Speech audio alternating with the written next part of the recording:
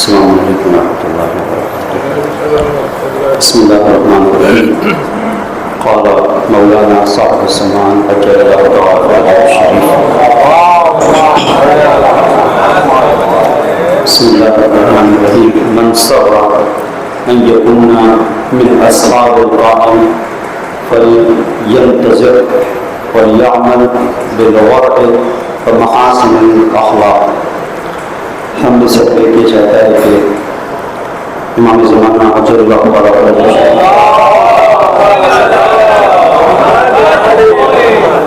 جب ضرور ہو تو ہم ان کے انصار میں، ان کے مدد کرنے والوں میں، ان کے ناصروں میں قرار پائیں. امام نے اس حدیث میں بیان کیا ہے، یہ حدیث امام جعفر صادق علیہ السلام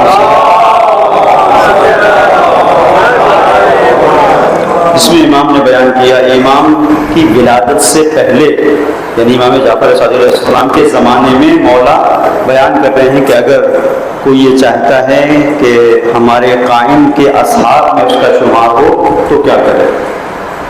اب امام نے دیکھی کیا بیان کیا ہے.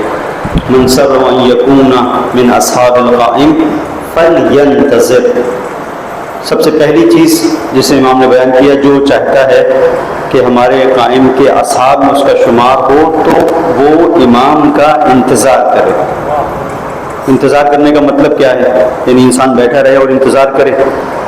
انتظار کسی عقیدے کا نام ہے یا عمل کا نام ہے؟ اس پر آپ غور کریں.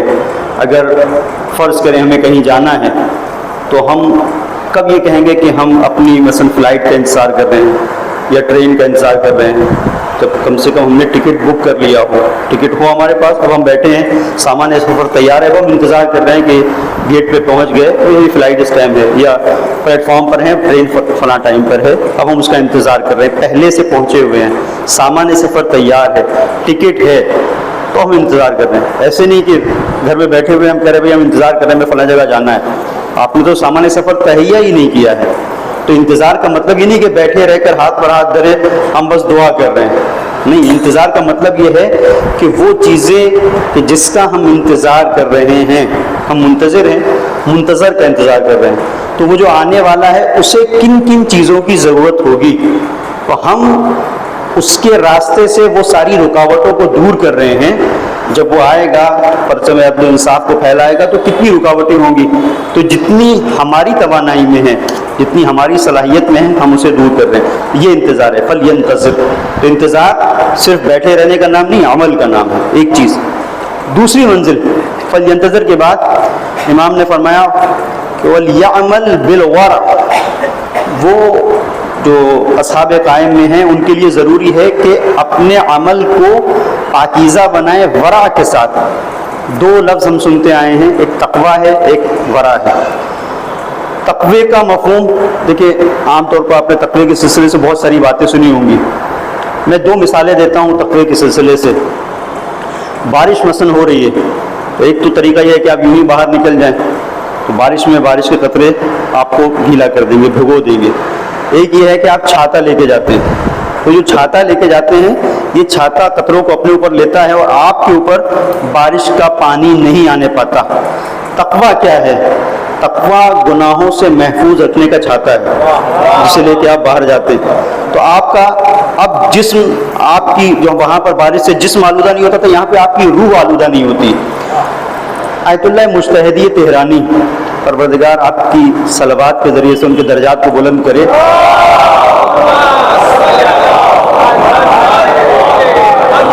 تقوی کی بہت خوبصورت انہوں نے وضاحت کی. کہتے تقوی یہ ہے کہ آپ سمجھ لیں کہ آپ کی پوری زندگی کی ویڈیوگرافی ہو رہی ہے، پوری زندگی کی ویڈیوگرافی. تقوی کیا ہے؟ تقوی یہ ہے کہ جب یہ ویڈیوگرافی ہو جائے آپ کی پوری زندگی کی اور پھر اس کو کچھ لوگوں کے درمیان لگا دیا جائے تو آپ کو شرمندگی نہ ہو کہ ہم نے کیا کیا تھا، یہ میں نے چپکے سے کس کا حق مار دیا تھا، یہ میں نے کہاں اس کو گالی دے دی تھی، یہ کسی کو پتہ نہیں تھا گھر میں نے اپنے گھر والوں پہ کیا ظلم کیا تھا.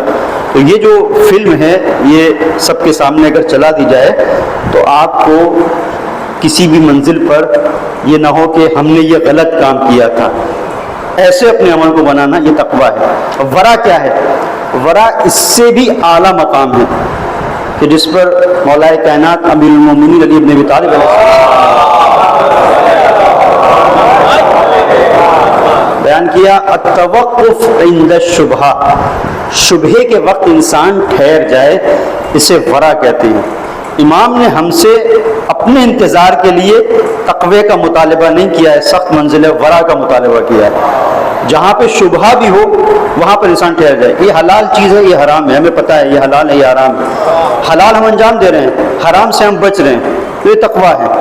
لیکن ایک ایسی چیز کہ جس کے بارے میں قطعی طور پر نہیں پتہ ہے کہ حرام ہے، لیکن شبہ ہے، ہو سکتا ہے حرام ہو، ایسے راستے پر ہم چلیں گے، ہو سکتا ہے امام کو یہ راستہ پسند نہ آئے، فلاں شخص کو ہم ممبر پہ بٹھا دیں گے، ہو سکتا ہے آدھی باتیں صحیح پڑھے، آدھی باتوں میں ایسی باتیں پڑھ دے جو اس کی دل کی باتیں ہیں، وہ کہے کہ بھئی یہ میرا دل یہ کہتا ہے تو ایسا ہوا ہوگا، تو وہ جو دل کہتا ہے اس کا تعلق دین اور شریعت سے نہیں ہے۔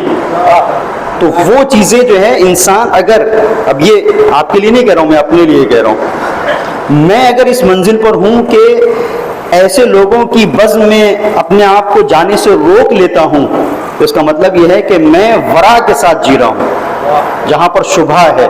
میں اور مثال کو واضح کروں اپنے چھوٹے بھائیوں کے لیے، ایک گلاس ہے مثال کے طور پر، تقویٰ کیا ہے؟ اس گلاس میں شراب ہے، تقویٰ یہ ہے کہ انسان اس سے بچ رہا ہے کیونکہ شراب ہے۔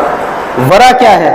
انسان کو پتہ نہیں ہے کہ اس میں شراب ہے یا یہ پانی ہے سادہ، اس کو پیاس بھی لگ رہی ہے، لیکن چونکہ اسے شک ہو رہا ہے تو شک کی بنیاد کے اوپر بھی وہ پانی پینے کے لیے تیار نہیں ہے، جس کے بارے میں اسے یقین نہیں ہے کہ یہ شراب ہے کہ پانی ہے۔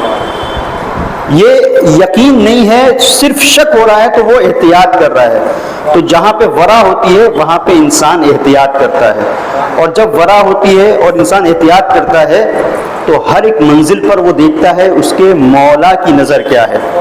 کسی پارٹی کو جوائن کرنے سے پہلے وہ دیکھتا ہے مولا کیا چاہتے ہیں، کسی بڑے مجمع میں خطاب کرنے سے پہلے وہ دیکھتا ہے کہ مولا کیا چاہتے ہیں، کسی کو بلانے سے پہلے وہ دیکھتا ہے کہ مولا کیا چاہتے ہیں۔ مولا نے کہا کہ اگر تم چاہتے ہو کہ اصحاب قائم میں تمہارا شمار ہو تو تمہارے لیے ضروری ہے کہ انتظار کرو، اور انتظار کے ساتھ دوسری منزل ورا اختیار کرو، اور ورا کے بعد پھر امام نے فرمایا کہ وَلْيَعْمَلْ بالورع ومحاسن الاخلاق، اخلاق اچھا ہونا چاہیے۔ یہ دو چیزیں امام نے مطالبہ کی ہیں۔ ورع کے سلسلے سے میں نے آج وضاحت کی ہے، محاسن اخلاق کے بارے میں انشاءاللہ کل صلوات پڑھ دیں محمد